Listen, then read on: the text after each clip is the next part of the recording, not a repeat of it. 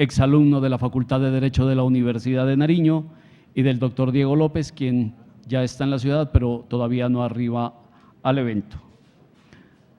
Como es de ustedes conocido, las hojas de vida de nuestros conferencistas se encuentran en las memorias que ya les fueron entregadas.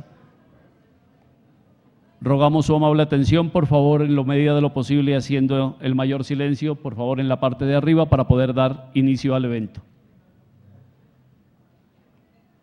Doctora Gloria Estela, gracias por acompañarnos esta tarde. Bienvenida y el micrófono es suyo. Buenas tardes. Como siempre, estar en Pasto es no solo la felicidad personal, sino la realización profesional de los escenarios en todo Colombia, porque por estas cuestiones del trabajo debo estar en muchas partes de Colombia, pero de los escenarios que más reflejan la gente con ganas de aprender, de estudiar, de aportar, de pensar, están en mi tierra. Por eso me siento honrada y muy agradecida por la invitación para estar este viernes lluvioso en la tarde con ustedes. Muchas gracias a la Universidad de Nariño, a mis amigas que estén aquí escuchando unas breves reflexiones sobre el derecho al agua. El derecho constitucional contemporáneo nos permite abrir la visión y abrir la mente a nuevos temas que posiblemente pudieron ser muy claros desde unas perspectivas. Por ejemplo, el agua. Nadie discute que el agua se maneja o se ha manejado siempre como un servicio público.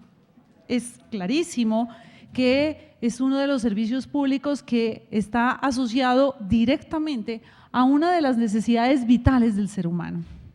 Pero que ahora el agua ya no solo sea un servicio público, sino un derecho humano, como nos lo han dicho las declaraciones internacionales, o un derecho fundamental, como lo ha definido la Corte Constitucional, sí ya merece un entendimiento o por lo menos un momento de reflexión para ver qué significa eso, cuál es realmente el aporte del constitucionalismo a la sociedad para un mejor vivir.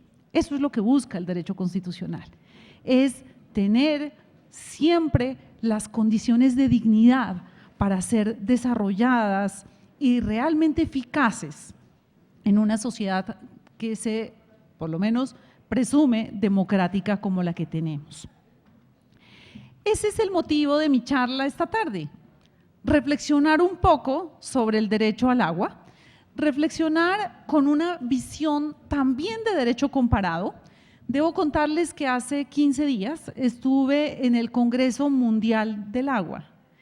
En ese escenario en Brasilia asistieron más de 2.000 personas, un lugar en donde se encontraban todas las razas y al mismo tiempo todos los idiomas. Era traducido al mismo tiempo para 4 idiomas distintos, todos 3 días hablando del derecho al agua.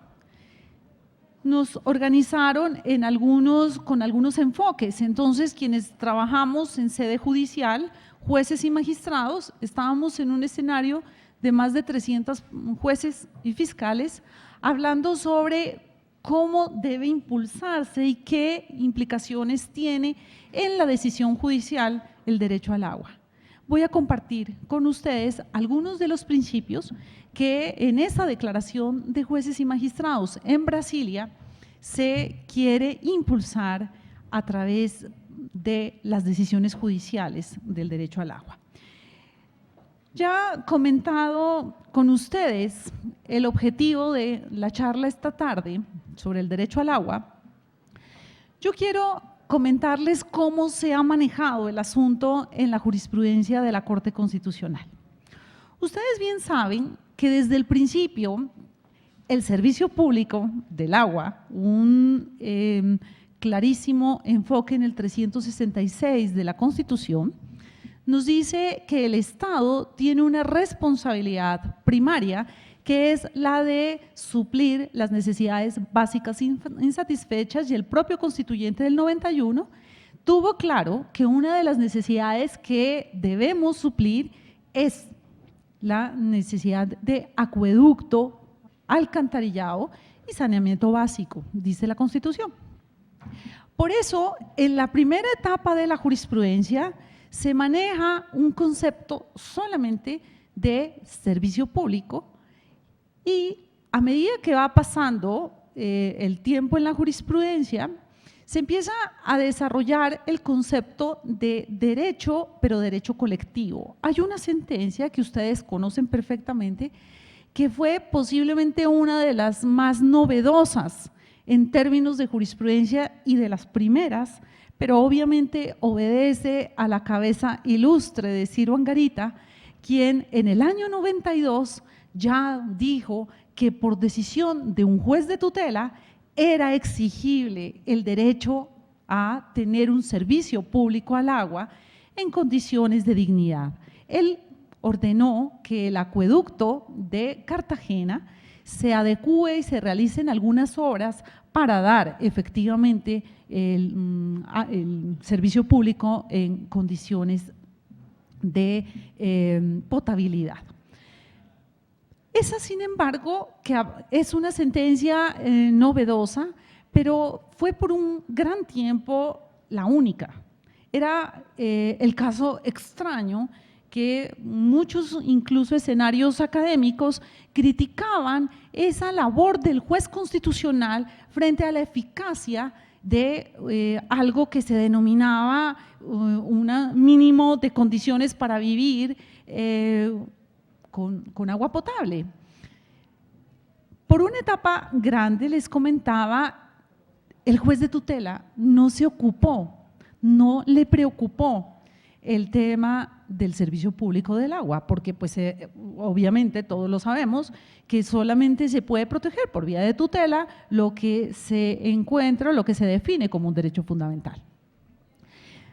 Después, más o menos en el año 98, la Corte empieza a mostrar algunos momentos en donde el servicio público o el acceso al servicio público al agua involucra derechos fundamentales que pueden resultar afectados.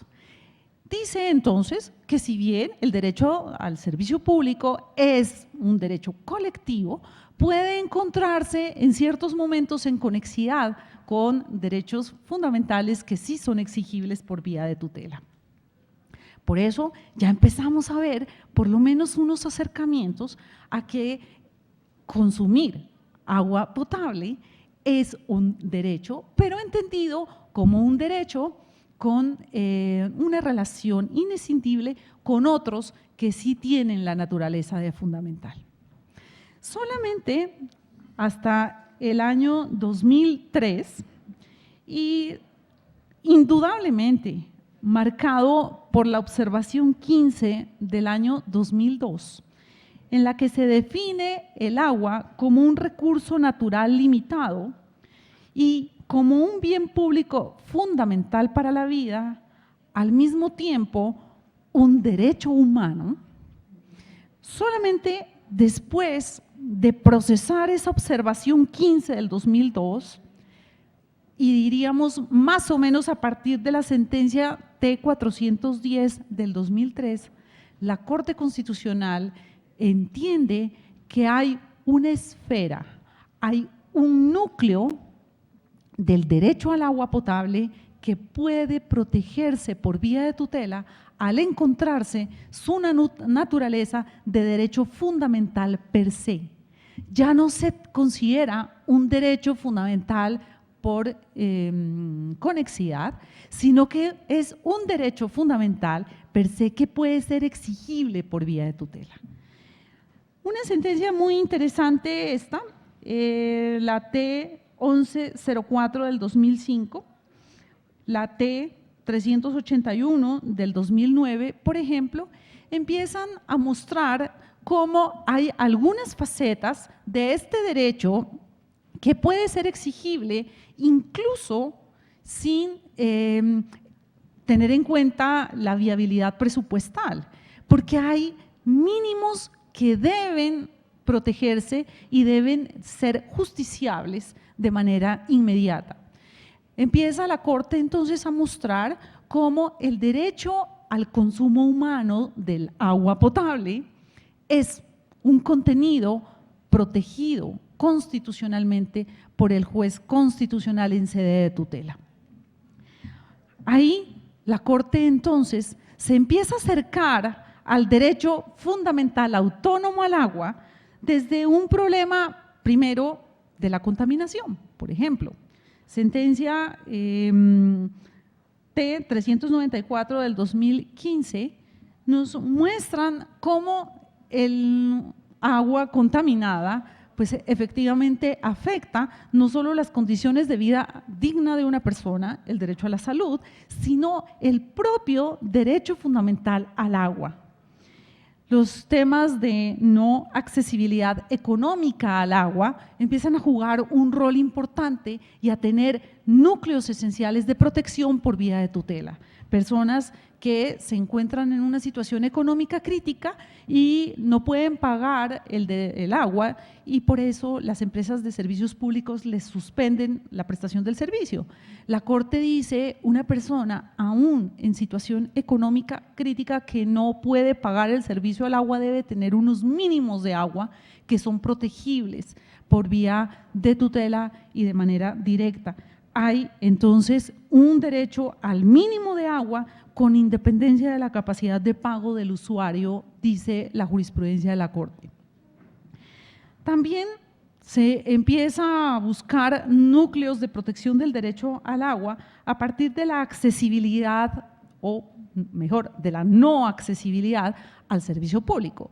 Estos lugares en donde no hay la infraestructura adecuada para llegar al servicio, la Corte le dice, bueno, usted, alcalde, que es la entidad obligada a la prestación de este servicio público y ahora en la faceta individual de protección en cuanto a la necesaria satisfacción de los consumos mínimos de agua, debe hacerlo llegar, si no hay una infraestructura, así sea por carrotanques, pero que le dé el servicio público en condiciones de dignidad.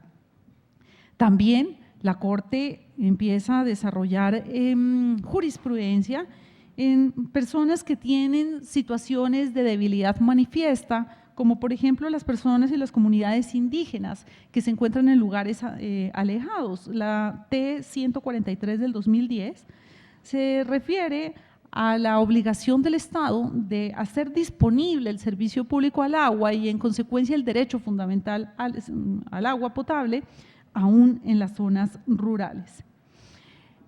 Fíjense cómo resulta también un poco curioso, y aquí debemos reconocerlo, cómo la Corte le define el núcleo esencial de protección al derecho fundamental al agua a partir de las características de lo que nos define un derecho económico, social y cultural.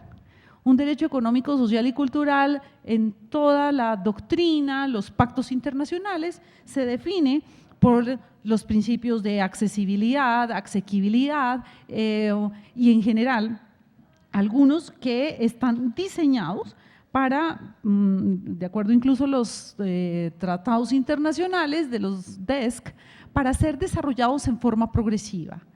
La Corte reconoce que ese desarrollo progresivo y programático de estos derechos que tienen contenidos económicos claros no implica la falta de impulso del Estado a esos mínimos de protección.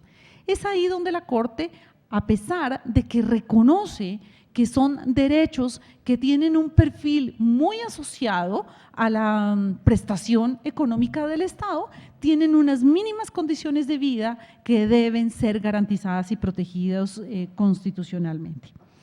Hoy, el derecho fundamental al agua ya empieza a tener unos matices en la jurisprudencia distintos a la sola definición de su naturaleza jurídica.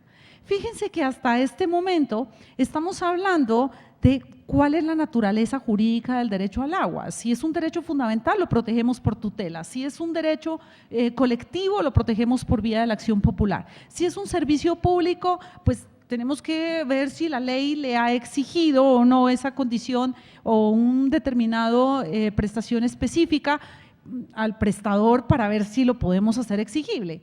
Hasta este momento, nuestra preocupación en jurisprudencia ha sido la naturaleza jurídica.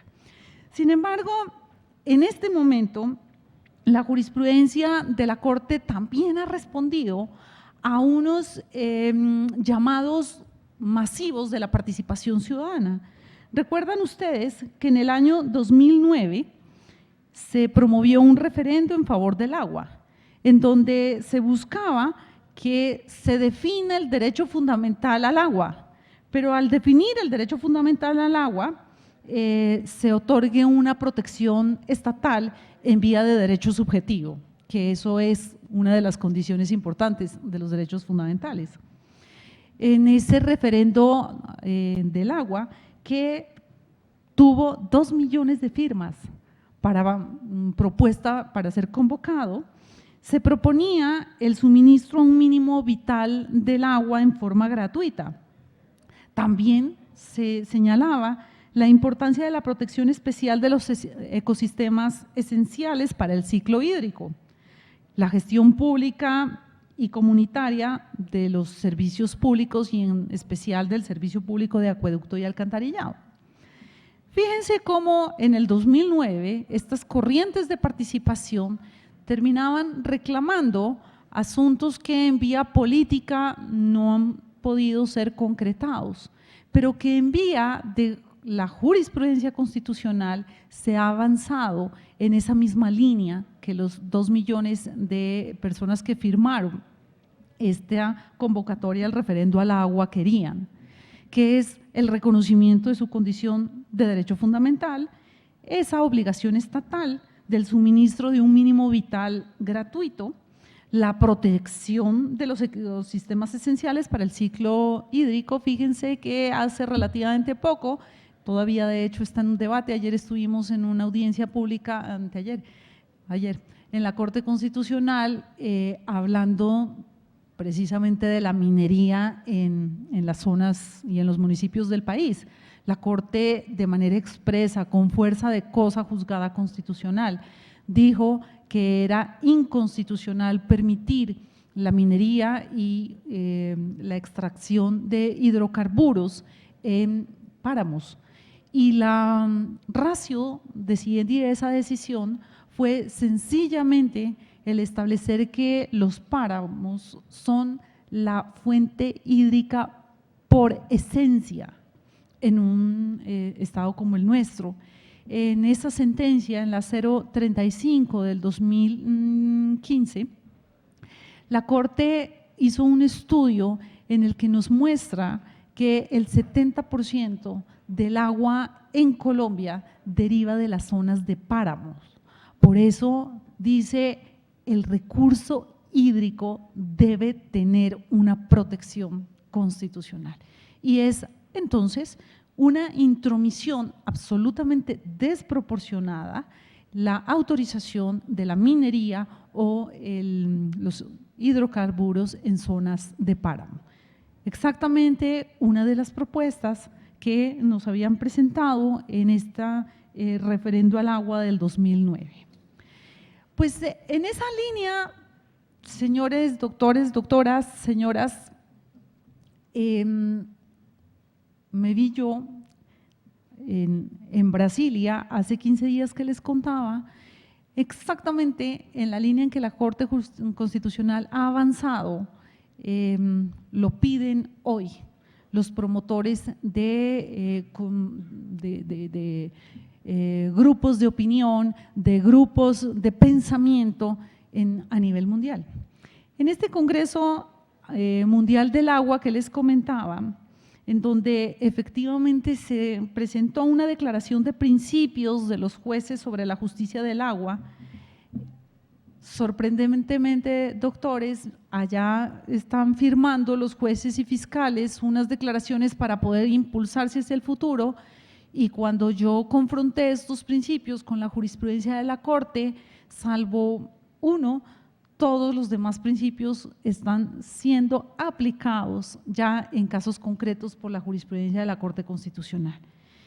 Miren estos principios, les quería comentar solamente de manera rápida qué contiene esta declaración de principios de los jueces sobre la justicia del agua. El primero, los jueces y fiscales deben comprometerse, dice la declaración, a promover el agua como un bien de interés público. El Estado debe ejercer la vigilancia sobre todos los recursos hídricos y protegerlos, junto con sus funciones ecológicas asociadas en beneficio de las generaciones futuras, de la tierra y de la comunidad. Encontré dos sentencias del 2011, la C-220 del 2011, la T-458 del 2011, este último caso, una tutela que fue presentada por unos vecinos del río Sinú. La tutela se dirigió contra el dueño de un lavadero de carros y el alcalde de esa localidad, porque al lavar los vehículos contaminaban el río Sinú. La Corte hace referencia, bueno, lo primero, ¿qué derecho fundamental se está protegiendo? Si se está protegiendo, no es un tema de salud, no es un tema de vida, no es un tema de mínimo vital. ¿Cuál es el derecho fundamental a evitar que se contaminen las aguas del río Sinú? Dice la Corte, pues ni más ni menos que se protege el derecho a vivir en condiciones de dignidad, que es libre precisamente de contaminación. La Corte dice ahí es que además debe tenerse claro que las aguas del río Sinú corresponden a un bien de interés público, lo que en el 2018 nos están diciendo los pensadores sobre la justicia del agua.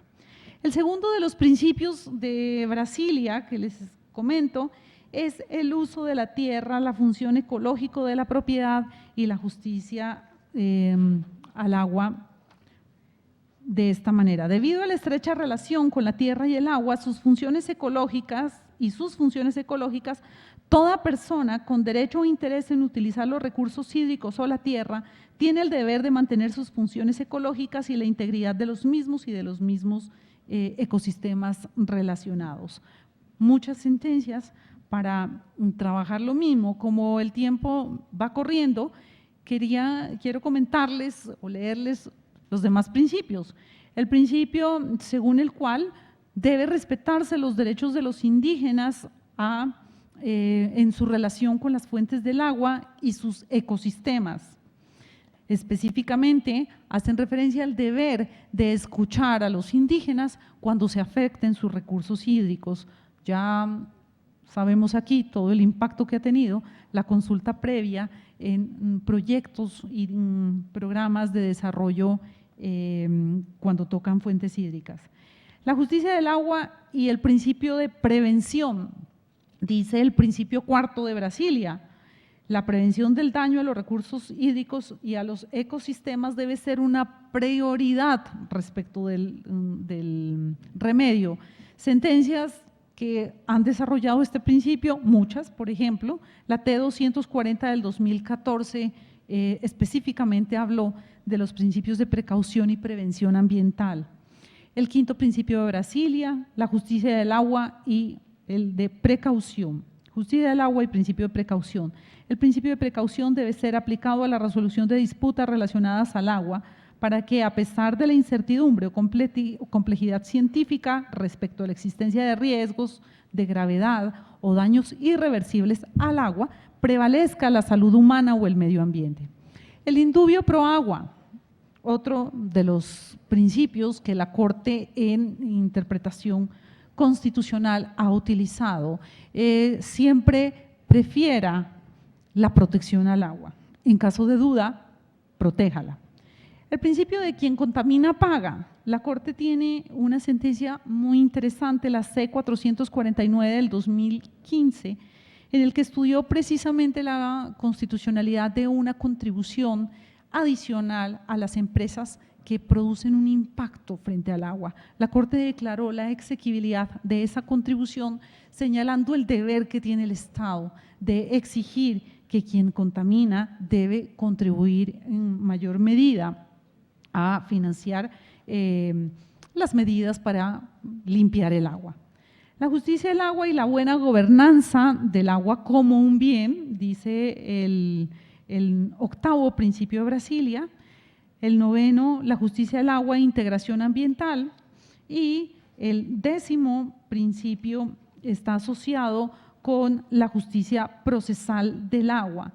Está en este último aspecto la necesidad de garantizar un debido proceso al agua y unas condiciones del procedimiento para facilitar los temas de prueba de la afectación del agua, porque usualmente quien se encuentra, o bueno, las personas que tienen o son destinatarios del agua potable son quienes se encuentran en esas situaciones de desequilibrio de poder en condición de debilidad.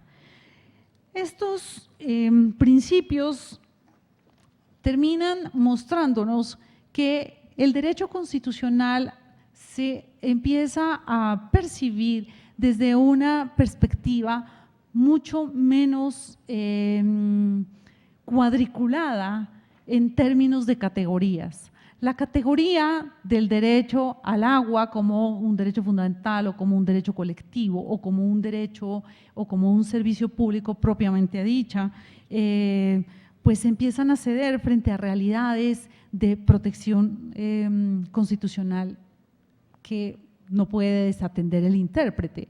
El intérprete, independientemente de su condición de derecho, servicio público, etcétera, el intérprete de la Constitución lo que tiene que dirigirse es a obtener condiciones de dignidad sostenible para el futuro y para todos los ciudadanos. Yo solamente para finalizar les quiero dejar también un tema de debate bastante interesante en la actualidad. Hay un precedente en la Corte Constitucional y por noticias lo vi que en la semana pasada pues la Corte Suprema de Justicia también profirió una decisión más o menos en esa misma línea, pero mostrándoles a ustedes que estos esquemas rígidos de que si es un derecho subjetivo, si es un derecho exigible o no, parecería que se han superado esos criterios tan rígidos con conceptos como por ejemplo el de la sentencia T622 del 2016, en la que define el río Atrato como un sujeto de derechos, el río como un sujeto de derechos. Para quienes están en unas líneas de rigidez y de concepción civilista, pues esto es absolutamente inconcebible. Pero para quienes entienden que hay ciertos momentos en donde las categorías ortodoxas en el derecho pues resultan un poco insuficientes, consideran que esto no es más que una muestra de la evolución del derecho frente a las realidades y las necesidades sociales. En esa sentencia dijo la Corte que tanto el río Atrato como su cuenca y afluentes es un sujeto de derecho de protección, conservación, mantenimiento y restauración a cargo del Estado. Obviamente, la categoría de sujeto de derechos tradicional habla de derechos y obligaciones, derechos y deberes. Hablar de deberes de este sujeto de derechos, pues termina siendo absolutamente irrisorio. Lo que sí es un hecho es que la Corte muestra cómo hay entendimientos que deben abrirse y deben ampliar las concepciones generalizadas del derecho para poder dar paso a asuntos que terminan siendo absolutamente indispensables para garantizar las generaciones futuras. Con un simple agradecimiento